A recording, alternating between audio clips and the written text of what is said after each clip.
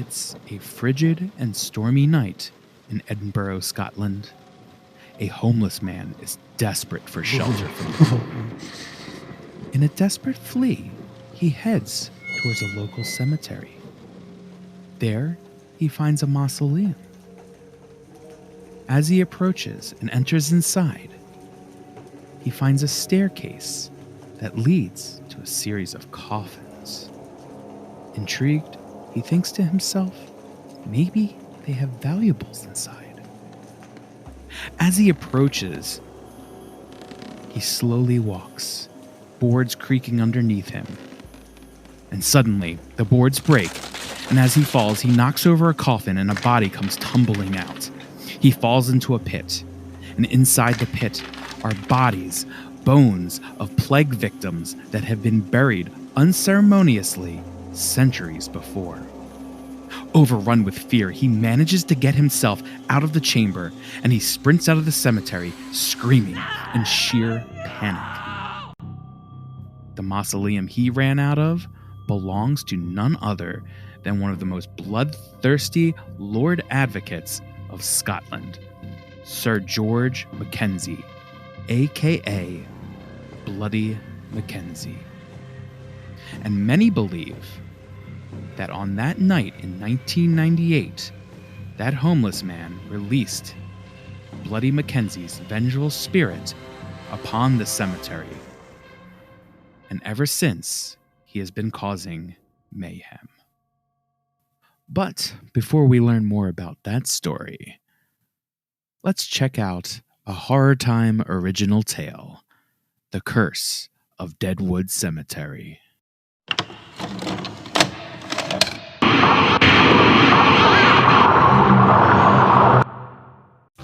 Listen now to the tales, the legends, and the true stories. For time is but a human construct, and it knows no bounds. For the paranormal and unexplained, it is always horror time.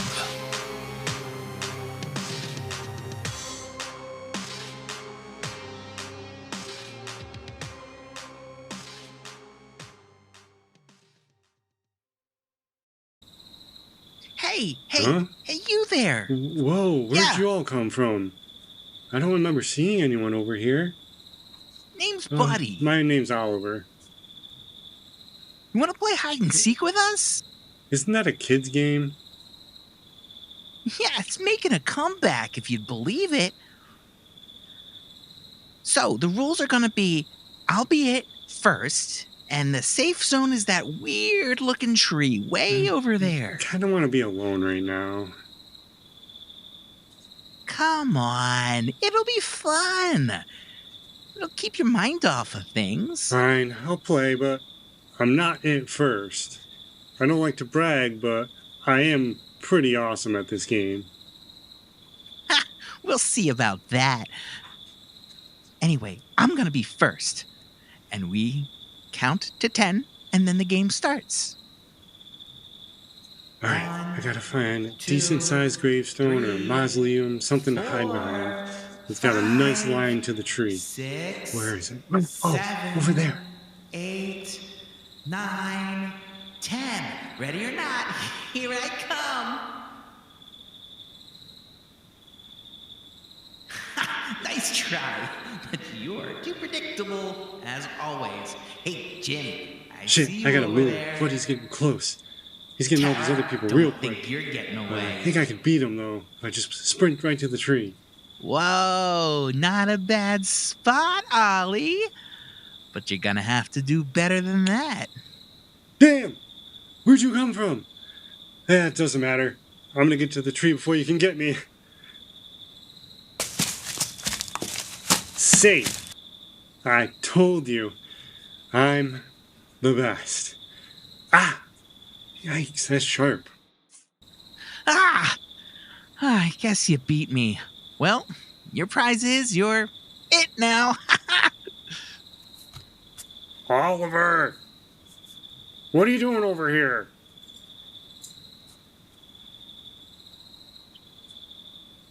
Dad? I'm hanging out with some people I've just met. We're playing hide and seek.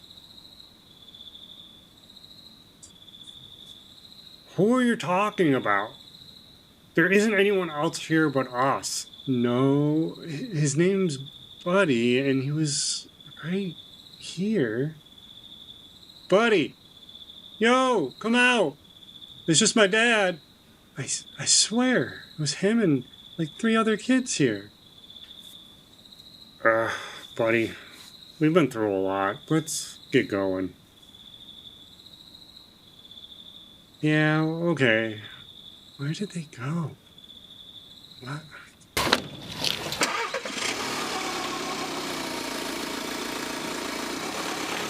Apparently, the tree marked where the infamous killer J.B. Goodfellow was buried. The tree even ended up dying because of how darkened his soul had become. Some even say that the tree tries to whisper to lure victims in so he can kill beyond the grave. He was up to 3 victims before he was caught and killed. Those poor victims were brutalized beyond recognition, and his signature move was to engrave a number on their arm. Is that right? What happened? Did you get into some poison ivy? Not sure. It just itches. What? Is that a number 4?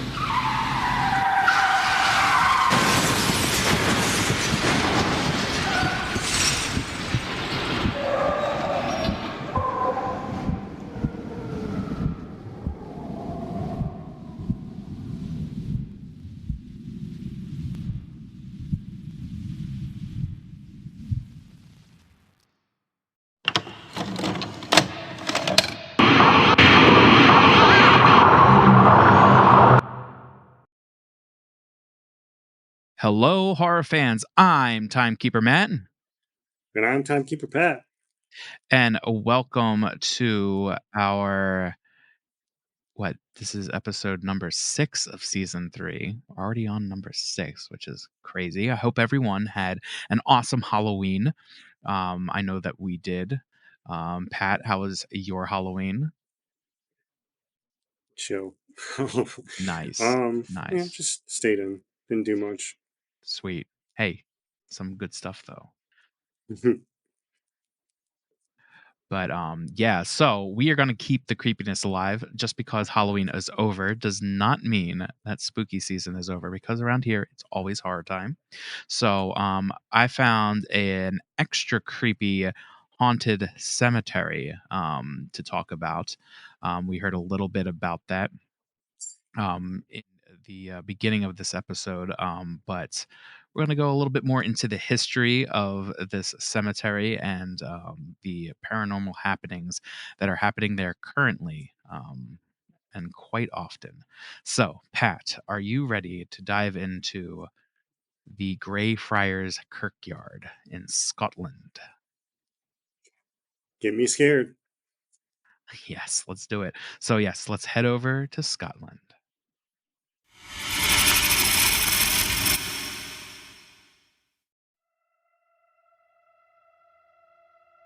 Around the year 1477, Franciscan friars built and established a friary on the north end of Grassmarket overlooking the castle.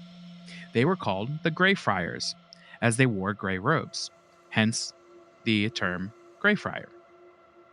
For years, they healed the sick in Edinburgh until they were forced out of the friary during the Reformation of 1558. Mary Queen of Scots then reclaimed the land in 1562 and established it as a burial ground. This was due to the overflowing St. Giles Cathedral graveyard nearby on the Royal Mile. Thousands were then buried here during the Black Plague of 1568. During Queen Mary's short and turbulent reign, there were many lords buried here in unmarked graves, including James Douglas, who was accused on murdering Queen Mary's husband. Just like in Tudor England, Scotland was torn and at war over religion. The faith of the country was often decreed by the monarch at the time. If you were seen to be supporting the quote-unquote wrong faith, it would mean a rather merciless traitor's execution. When Henry VIII established the Anglican Church in England, he cut his ties from the Catholic Holy Roman Empire. This threw the country into opposing sides, with many refusing to convert to the Anglican faith from being a devout Catholic. Therefore, many Catholics died a martyr's death during his reign. And you'll actually find a martyr's monument here in the Kirkyard cemetery to remember those killed. When King Charles II took the throne, he had a brutal policy about those who opposed the king and rejected the Church of England. Those who were in favor of the Presbyterian Church of Scotland or the National Covenant were called Covenanters. Their religious and political movement was named after the biblical term covenant, meaning a bond with God. In 1677, Sir George Mackenzie of Rosenhall became the Lord Advocate, which is the prosecutor of the Scottish government. He was in charge of punishing those who opposed the Church of England. After the Battle of Bothwell Bridge in 1679, he captured thousands of Covenanters who opposed that the king was the leader of the church. The Covenanters signed a declaration saying so, and basically signed their death warrant doing so. In what is considered the first concentration camp, over 1,200 were imprisoned, abused by guards, died of exposure, and starved to death after only being given a few ounces of bread a day. They are thought to be buried in anonymous graves throughout the graveyard. It is believed that Mackenzie is responsible for over 18,000 deaths, not only including imprisonment in the Kirkyard. He would have Covenanters disemboweled and hung in front of the houses of loved ones to bleed out and die. It gained him the nickname Bloody Mackenzie, and his reign of terror over 8 years has been dubbed the Killing Time. In an ironic twist, when Mackenzie died, he was buried in a mausoleum on the grounds of Kirkyard, not too far from the Covenanters' prison. The mausoleum has been dubbed the Black Mausoleum. Fast forward 300 years, and the cemetery still exists today. Some estimates have over 500,000 bodies buried there, due to mostly the plague. It is to the point that it only takes a foot of digging to find remains. And when it rains and gets muddy, bones sometimes are exposed out of the ground and recovered and reburied by the priests on the site. But with all the souls there, it remained fairly quiet until the event with the homeless person in 1998. And ever since then, there have been thousands of incidents of paranormal activity, such as disembodied voices, temperature changes, and people literally passing out on ghost tours. Many have even experienced physical touch and even being scratched. Others have claimed to have seen a shadowy figure, motionless and silent, with its arms straight to his side, staring straight at the observer. It's widely speculated that all of this is due to the spirit of Bloody Mackenzie, and has been dubbed the Mackenzie Poltergeist. The cemetery has been subject of paranormal investigations as well, and exorcism attempts throughout the years. One in particular was when a spiritualist by the name of Colin Grant attempted to perform an exorcism. The exorcism took hours a day over a few days. A local reporter that was with him snapped photos, and in the photos, a dark presence appeared in the photos. And at one point, he even said to the reporter, "This exorcism is going to be the death of me." And in a creepy turn of events, a few days later, that is what happened. He sadly passed away from a heart attack. Is all of this really the activity from Bloody Mackenzie? Or could it be from what some say is the spirits of the Covenanters who are looking out for revenge and can't move on after death?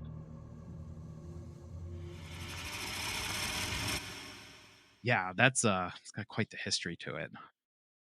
That is That is a dark ass history right there.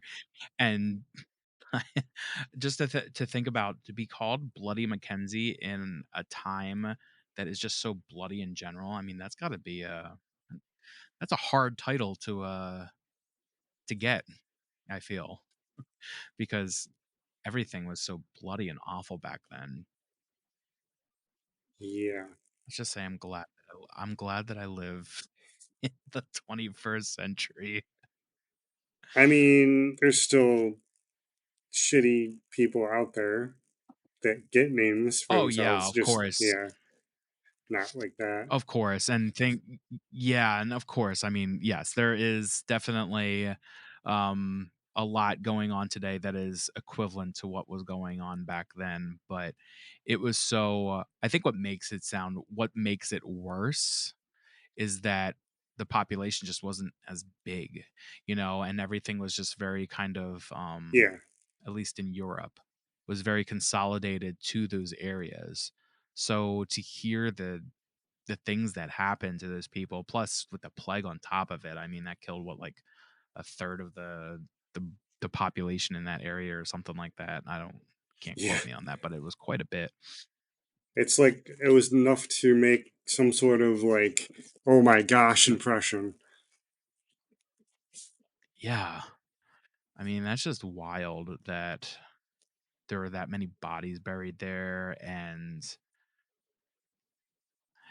from what I've read too, that what's interesting about this place is that cemeteries themselves don't really have paranormal activity in them. You would think that they would, but it's one of those places, but you really kind of think about it a little bit further into it. If you're taking the standpoint of a paranormal events are people who aren't moving on, Yes. um a cemetery is not the place where people die. you Correct. know it's where they're buried. So like if anything, it would be where they can't move on, you know what I mean? Yeah. Like I always imagine like what if like some sort of like robber or like killer broke into my house and then like I had to defend myself in turn doing fatal damage to them. I would drag them outside of my Yeah. into the street and they'd be like, "What are you doing?" I'm like, "I don't want you in my house. You are not haunting my You're house. not haunting me in the That's just what's afterlife." happening. You can die over here. then, then I'll call the cops and tell them Yeah. I took this guy out. He's in the middle of the street. I didn't want him dying in my house. Why'd you leave him there? I just don't want him to haunt here, okay? All Don't right. want to take the chance. There's still a chance, and I don't want it. Right? This dude's gonna have unfinished business and he's just gonna haunt me, and I don't want that. It's true. It's true. But yeah, so that is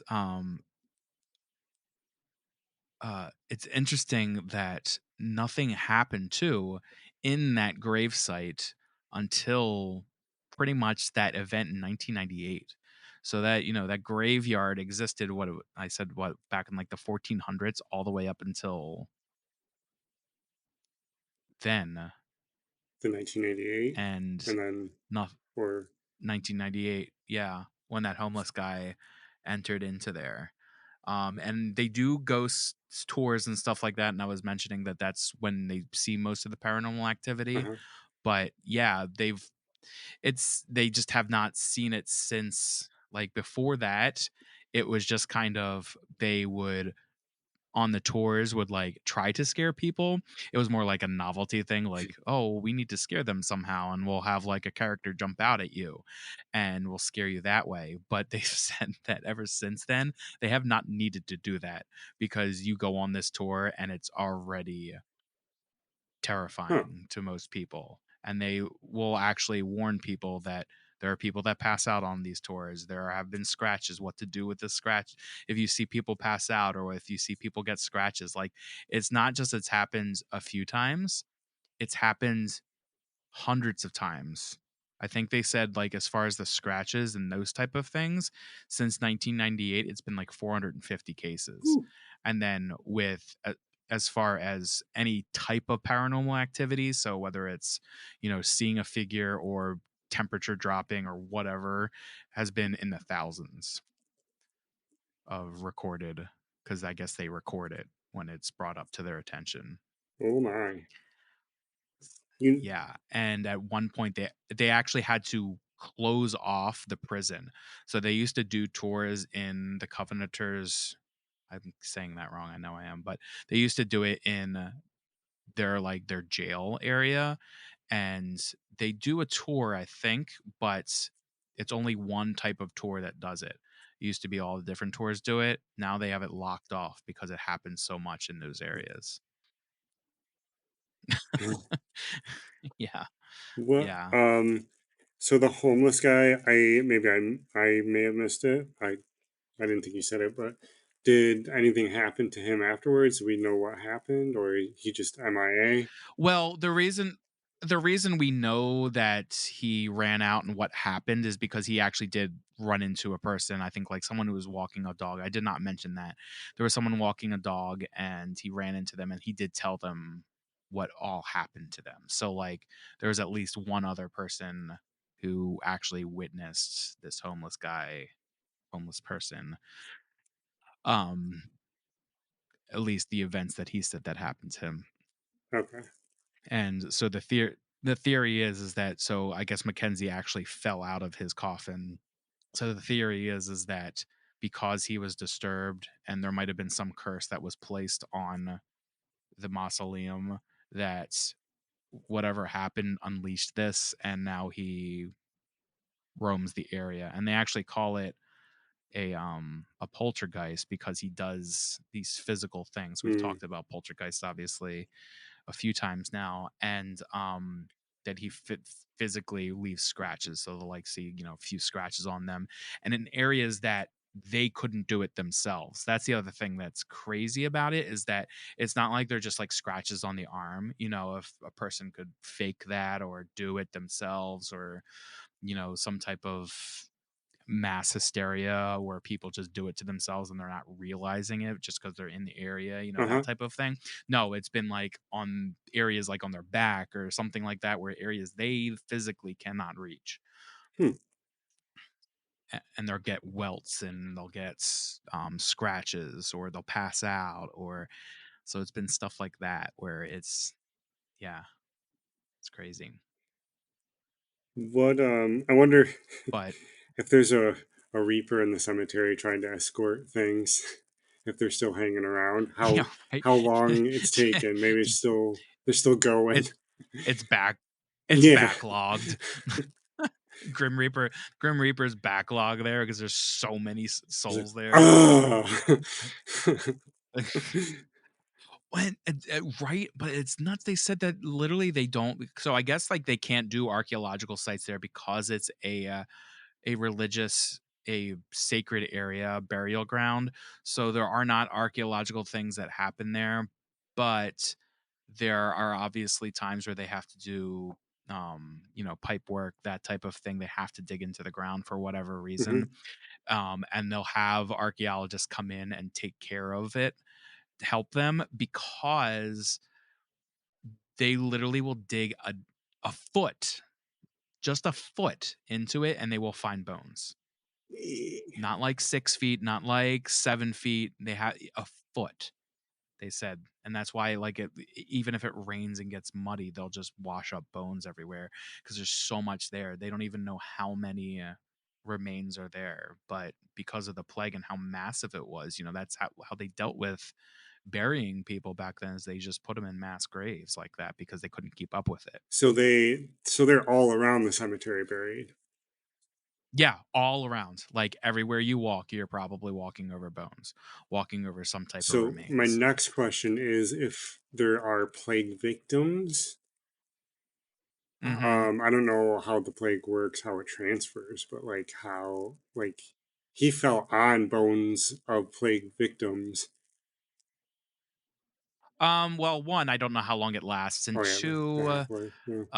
yeah, I'm not sure of the. I mean, those, if there was anything on it, I don't think that's how it would work, and it's been hundreds and hundreds of years, so I don't. I think it's.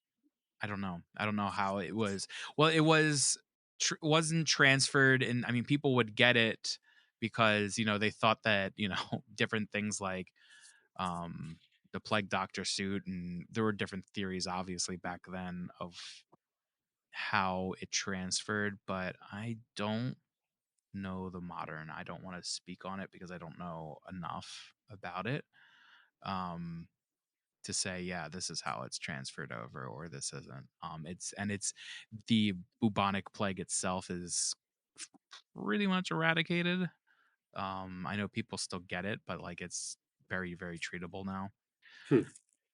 No, it's just a um random thing that. it mainly and then but it Yeah, and it mostly I know it came from rats is the theory that's where it came from, the fleas of the rats, and then they would bite people, and Freaking I fleas. think that's where it came from. I know, right? Um, but yeah, yeah. So I think it's just fairly probably similar to how, and other type of diseases, if you're so close to them, you get it, or it was obviously very very Hmm. contagious And because that's, I guess, where my it mind was going, was like, killed so many people. So, and obvious, right, and hygiene was not a thing back then, you know. So it was just rampant. Um, but I could imagine, taking from a paranormal stance of it all, that just so much chaos and so much unfinished souls and so many. I mean, that's I could see, even though it's a cemetery and that's what you say about it, it's like, but like so many people who died young from these plagues and that were treated awful because they were covenanters, and like all this stuff, all this negative stuff that hmm, happened there. Um, that's why some people don't believe it's necessarily Mackenzie, because did he really have any unfinished business? He himself, I mean, he was told to kill people and he did that. And I don't think he himself really had any vengeful, unless he's just pissed that he was buried there. Um, but some people think it's the souls of the people that were actually tortured, that would make sense. which which would make more sense than Hmm. Mackenzie doing it, in my opinion. Um, but yeah, it's wild. When you get to like get to these type of things where, how do you disprove it?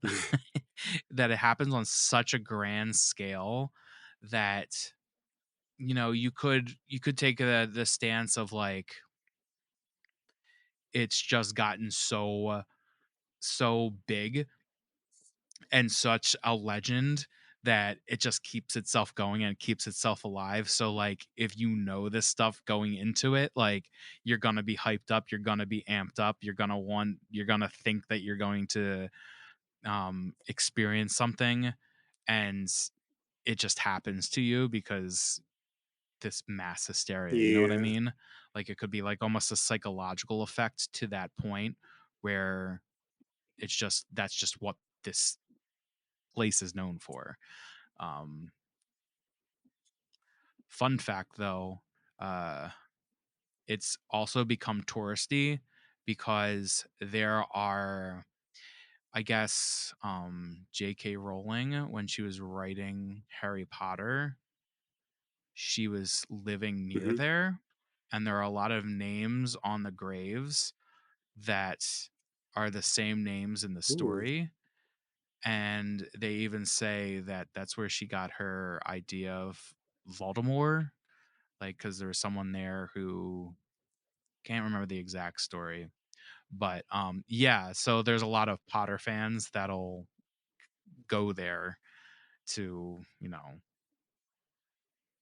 experience. take Yeah, pictures and all that stuff, and Yeah, I mean, I'm not one of those, but I would go for the Heck yeah. paranormal stuff. But I guess within this time, it's also become more touristy because of that history to it as well. Um, but yeah, that's just a weird fun fact about it. But yeah, do you have anything else to talk about this one? It's a very interesting one. I haven't seen too many places that are just plagued with this like entity in the scope that it is. Uh-huh. I guess Like you hear, our go ahead. our lesson in this is greed's gonna kill. Right? Like don't be greedy about this. Like like you piss someone off by being greedy by I mean the person wanted to get shelter, but Then he wanted more, yeah. so he's like, "Oh, Yeah, he wanted more. Yep. let's go rob these And graves." then just opened up everything. It's like what the hell? And then you just leave and now everyone else has to deal with it. And isn't that a crazy story too that they've tried to exorcise it and that one priest actually like seemingly just died from it? Hmm. Well, as we've talked about before with the exorcisms, depending on how many things are there and how powerful, That's depend true. they Yeah. might have to do it for like Right. 30 years straight. No, yeah, that's true. Yeah, we have talked about that, Hmm. right? In our last episode about the exorcisms or about the exorcist. Yeah, that some of them have lasted for years. Yeah, no, that's a good point.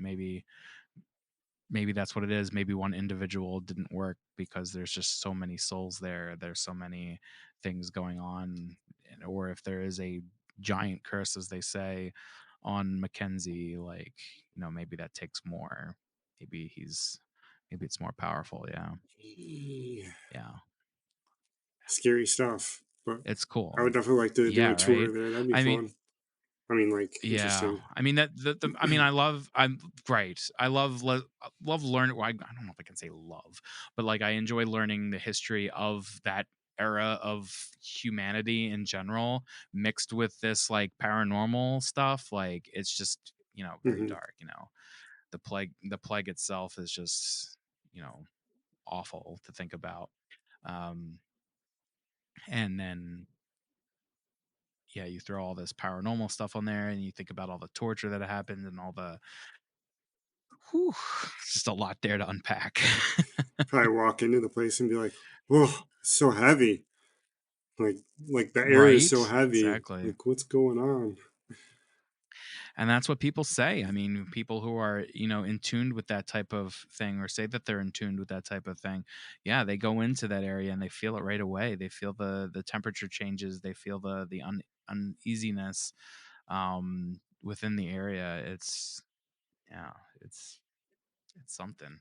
You know, they're for paranormal stuff. Like, I watch. Well, there's this anime called Bleach. I don't know if you've seen it, but Yep. um, in the Mhm. beginnings, they used to have like whenever the main character came across a new enemy. Now, mind you, the Soul Reapers are technically dead and just coming Right. back to destroy any monsters or hollows, dead things that are Mhm. coming back as Mhm. monsters. So, whenever Yeah. the main character comes across a new, more powerful enemy, he was always feeling the spiritual pressure, and it would like floor Yeah. them to the ground. They couldn't even move. And that's kind of like what Right. runs through my head when I think of like an uneasy feeling or something, or a tinkle. It's almost like a, Yeah. oh God, Mhm. this guy is super powerful, or this person's super powerful. Right. Am I feeling it? Yeah, Yeah.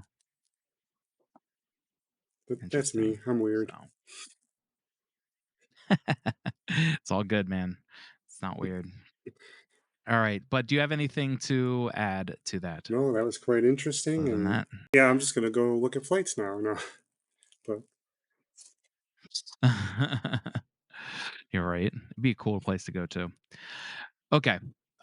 Well, my spooky friends, we are done with that tale. I hope you enjoyed that. Next, we will be getting closer to Thanksgiving already, which is just insane. Um, but I figured with, or we figured with the Indigenous month of Indigenous Peoples Month is what I'm trying to say, of a November. It would be kind of fun to go into a little bit of folklore with that culture, and the Wendigo is what we're going to delve into next, which is a creature from a Native American folklore, Native American, traditions. So yeah, we're definitely excited to look into that and learn more about the Wendigo. The Wendigo is a very interesting creature. Um, so yeah, definitely excited for that. So anyway, yeah, so we'll see you guys in a couple of weeks. So yeah, um, enjoy your November.